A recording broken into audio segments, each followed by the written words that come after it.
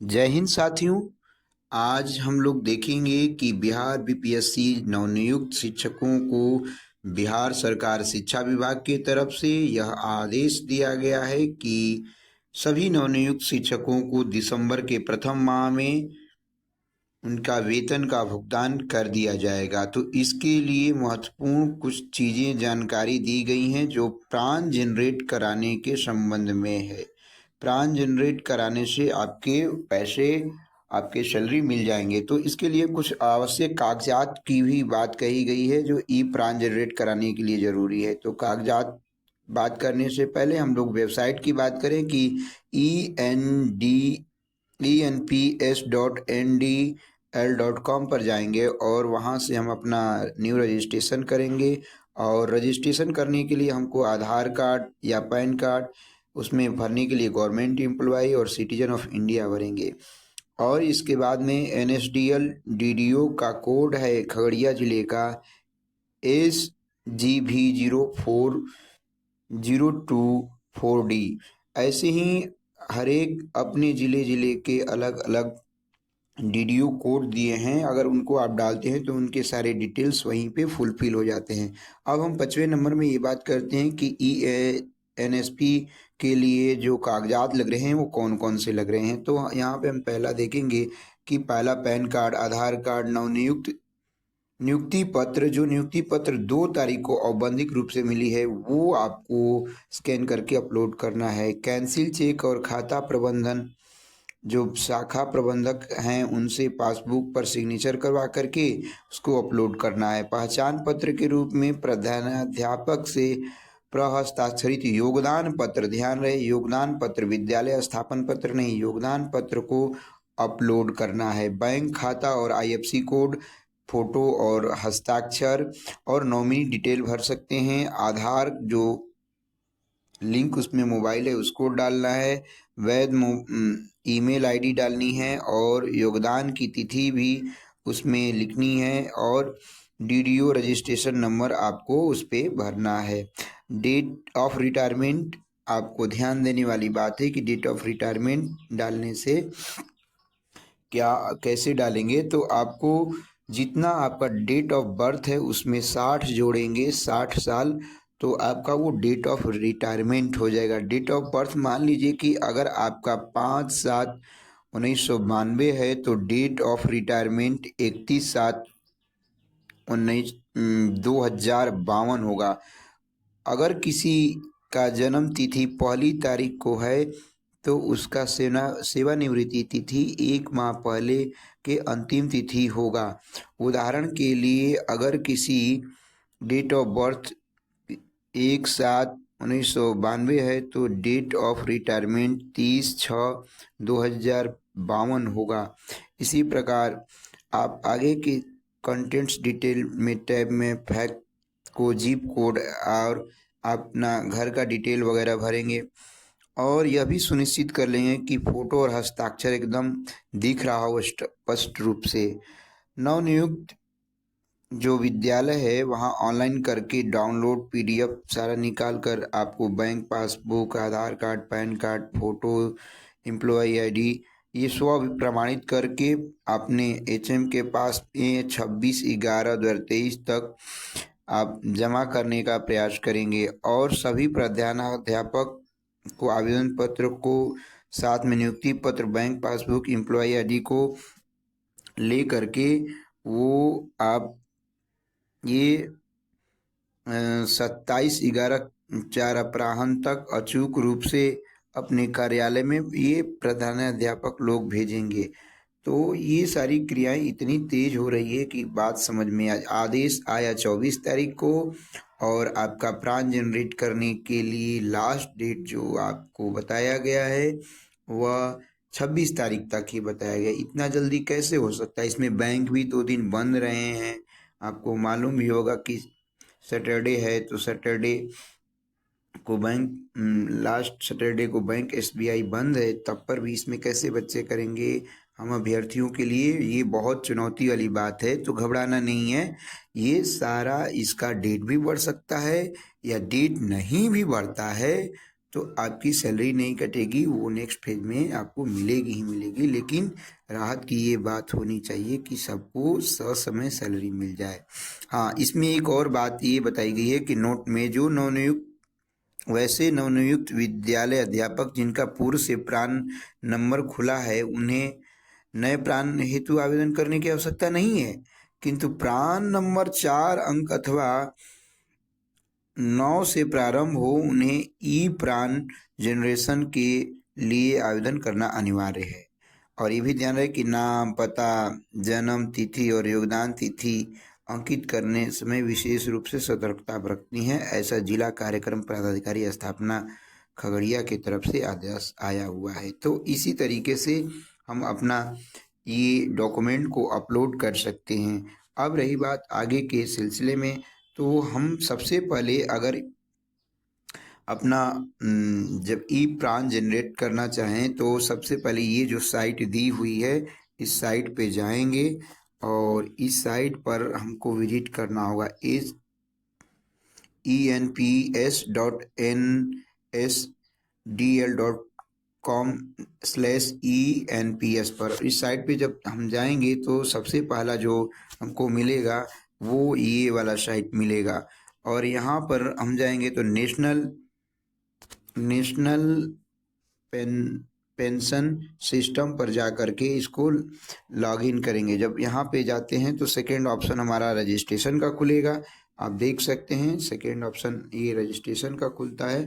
तो इस रजिस्ट्रेशन को सेकेंड ऑप्शन आपका रजिस्ट्रेशन का खुलता है। और इस रजिस्ट्रेशन को जब आप क्लिक करेंगे तो नया आपका ऑप्शन खुलेगा गवर्नमेंट एम्प्लॉय। इसमें गवर्नमेंट एम्प्लॉय भरना होगा। गवर्नमेंट एम्प्लॉय भर के आप नेक्स्ट जो है ओटीपी के लिए जनरेट कर देंगे और ओटीपी जब आएगा तो आप ओके डालेंगे। ओटीपी आ जाएगा तो उसको भर के ओके डालेंगे। ओके डालने के बाद में नेक्स्ट जो स्टेप आता है वो है आपको कैटेगरी सेलेक्ट करनी है। कैटेगरी सेलेक्ट करने के लिए आपको स्टेट गवर्नमेंट की कैटेगरी सेलेक्ट करनी होगा। और स्टेट गवर्नमेंट की कैटेगरी सेलेक्ट कर लेंगे तो आप इसमें आधार वगैरह भी सेलेक्ट किए हैं। और नया डीडीओ डिटेल्स, ये सबसे महत्वपूर्ण चीज़ है, डीडीओ डिटेल्स। तो डीडीओ डिटेल्स जो block child development project office से आपको बताया जाएगा। तो इसमें डीडीओ डिटेल में पहले आप केवल डीडीओ नंबर डालेंगे तो सारा डिटेल फुलफिल हो जाएगा। इसमें कोई घबराहट वाली बात है नहीं। हाँ, आगे आपको आधार नंबर जो डालना होगा, आधार नंबर डालेंगे तो ही आपका आगे का प्रोसेस हो जाएगा। Aadhaar salary details options continue button will appear here. So आप यहाँ पे आपका आधार बटन कंटिन्यू दिखेगा तो यहाँ पे आपको क्लिक कर देना होगा। जब फुलफिल करेंगे तो आगे के डेटा में फिर ऐसे ही टिक करने के बाद में कंटिन्यू करेंगे। कंटिन्यू होने के बाद आप अगला प्रोसेस में जाएंगे तो ओटीपी सक्सेसफुली सेंड हो जाएगा मोबाइल नंबर पर और रजिस्टर आधार कार्ड पर। जब ओटीपी आ जाएगा तो यहाँ पे आप अपना ओटीपी इंटर ओटीपी करेंगे और ये कंफर्म करेंगे। कंफर्म करने के बाद में ऐसा पोर्टल खुलेगा, ऐसा आपको साइट दिखेगा। अब यहाँ से आपको आप फर्स्ट स्टेप सब्सक्राइबर रीडिंग में आप कर लिए होंगे। ऐसे ही ये सारे स्टेप को फुलफिल करना होगा। ये थोड़ा सा लंबा प्रोसेस है लेकिन बहुत आसान है। आप खुद से मोबाइल से भी कर सकते हैं या नज़दीकी सेवा ई मित्र से भी करवा सकते हैं। अब ये डिटेल भरनी है तो पहला डिटेल हम लोग भरेंगे mark with are mandatory for registration. तो सारा रजिस्ट्रेशन का ये प्रोसेस भरेंगे। सारा डिटेल इसमें भरने के बाद में अपना पैन नंबर, आधार नंबर सब भरने के बाद में आपको जनरेट एक्नॉलेजमेंट पे क्लिक करना होगा। और ये आपको ये जहाँ पे दिया हुआ है 98 + 8, तो 98 + 8 जितना होगा 106 होगा तो उसको फिल करके आगे बढ़ जाएंगे। और 106 के बाद में आपका अब ऐसा पोर्टल दिखेगा। ये पोर्टल जाने के बाद में आपको कैटेगरी दिया है, मिनिस्ट्री दिया है, डीडीओ नेम दे दिया है, डीडीओ रजिस्ट्रेशन नेम दे दिया है। इसमें दरभंगा का दिखाया गया है लेकिन आपको ये एक मॉडल के तौर पे दिखाया गया है। सारा चीज़ आपको खगड़िया का दिखाने लगा। अगर खगड़िया के होंगे या जिस जिले के होंगे वो दिखाएगा। तो ध्यान देने वाली बात है, ये सब चीज़ें आपको अब जब दिखेंगी, PAO DO नेम और सारा ये डिटेल दिखेगा, तो आपको फिर क्लिक करना होगा ओके पर। ओके का पर क्लिक करने के बाद में इसके साथ ही आगे बढ़ेंगे तो आपका टोटल इसमें एक्नॉलेजमेंट नंबर आ जाएगा, आपका नाम और रिसिप्ट डेट आ जाएगा। फिर इसके बाद में नया जब देखेंगे तो आपको फैक्ट डिटेल भरना होगा। इसमें फैक्ट डिटेल भरने के समय आपको पैन पैन का फैक्ट भरना होगा। फिर user needs to verification mobile number भरना है। इसके बाद में जब वो भर के ओके करेंगे तो OTP आएगा, उसको फिल करना है। OTP फिल करने के बाद में नेक्स्ट जब आप जाएंगे तो select click of sand email पर OTP जाएगा, उसको क्लिक करके फिल कर लेना होगा और सारा डिटेल्स आएगा। इसके बाद में हम देखते हैं कि यहाँ पे आधार, UT कंट्री, ये सब लैंडमार्क वगैरह आपको परमानेंट एड्रेस भरना है। परमानेंट एड्रेस में क्या क्या ज़रूरी चीज़ें हैं, थोड़ा सा ध्यान देने वाली बात है। आप अपना flat, room number, block number ये सब भरेंगे। लैंडमार्क है, जैसे कि यहाँ पे आपका गांव जो है लैंडमार्क वो भर सकते हैं या पोस्ट भर सकते हैं। फिर अपना प्रेजेंट बिल्डिंग या विलेज नंबर भरेंगे या विलेज गांव का नाम लिख देंगे और ज़्यादा दिक्कत होता है तो फिर पिन कोड ज़रूरी है, परमानेंट वाला, आपके गांव, जनपद, ज़िले वाला और जिस ब्लॉक में आप रहते हैं वो पिन कोड। फिर सिटी आप जहाँ रहते हैं, UT कंट्री, ये सब भर के सेव और नेक्स्ट प्रोसेस में जाएंगे। आपका सेकेंड प्रोसेस अब ऐसे हो जाएगा। फिर थर्ड प्रोसेस को करने के लिए आपको अदर डिटेल में जाना होगा और इसको फुलफ़िल करना होगा। इसको फुलफ़िल करने के बाद में जो आपके अदर डिटेल में बैंक और अदर डिटेल में जा कर के सारे ये डिटेल भर करके और सेव एंड प्रोसेस करना होगा। जब सेव एंड प्रोसेस करेंगे तो सेकेंड एक्नॉलेजमेंट भर जाएगा। इसके बाद में आपको यहाँ पर स्कीम एंड नॉमिनेशन डिटेल्स भरना होगा। तो नॉमिनीज वाला नाम है वो डिफ़ॉल्ट सेटिंग आएगा और इसमें सेलेक्ट करेंगे बाय डिफ़ॉल्ट। और इसमें special UTI retirement solution pension fund and scheme state government fill करना होगा डिफ़ॉल्ट में। और ये भरने के बाद में जब आगे की प्रोसेस में जाएंगे तो इसमें आपको एक स्कैन अब आपको डॉक्यूमेंट अपलोड करने की बात कही जाएगी। तो सबसे पहले ये डॉक्यूमेंट अपलोड कौन कौन सा करना है, स्कैन पैन कार्ड, फिर चालान चेक। चालान आपको या चेक नहीं है तो हमने बताया था कि पासबुक का फ्रंट पेज ब्रांच मैनेजर से सिग्नेचर करवा के उसको अपलोड करना है। अपॉइंटमेंट लेटर, यहाँ पे आपको अपॉइंटमेंट लेटर भरनी है। अपॉइंटमेंट लेटर यहाँ ध्यान देंगे, ये वो अपॉइंटमेंट लेटर है, इसमें अपॉइंटमेंट लेटर को ही भरना है। यानी कि आपको विद्यालय पदस्थापन नहीं, आपको योगदान पत्र का ही, वो भी प्रिंसिपल सर का सिग्नेचर के साथ भरनी है। तो ये दिमाग में बात रखनी है। फिर यहाँ पर हमारी नेक्स्ट जो है एम्प्लॉयमेंट ID। एम्प्लॉयमेंट ID का मतलब हुआ कि आपका एम्प्लॉयमेंट ID क्या है। यानी कि हमने बताया था कि जो आपको 2 तारीख को मिला था, 2 तारीख का मिला था वो अपॉइंटमेंट या ऑफर लेटर, और ये आपको एम्प्लॉयमेंट ID कार्ड भर देनी है। जो ID कार्ड नहीं है तो उसके जगह पे विकल्प बताया गया था कि प्रिंसिपल से सिग्नेचर योगदान पत्र वाला भरना है। तो फिर से जान लेंगे, इसमें स्कैन पैन कार्ड, चालान चेक नहीं है तो कोई बात नहीं, अपॉइंटमेंट यानी कि योगदान या ऑफर लेटर वही आपका 2 तारीख वाला इसमें तीसरे में भरना है। एम्प्लॉयमेंट ID कार्ड वही जो आपको विद्यालय में योगदान पत्र भरे हैं वो भरना है।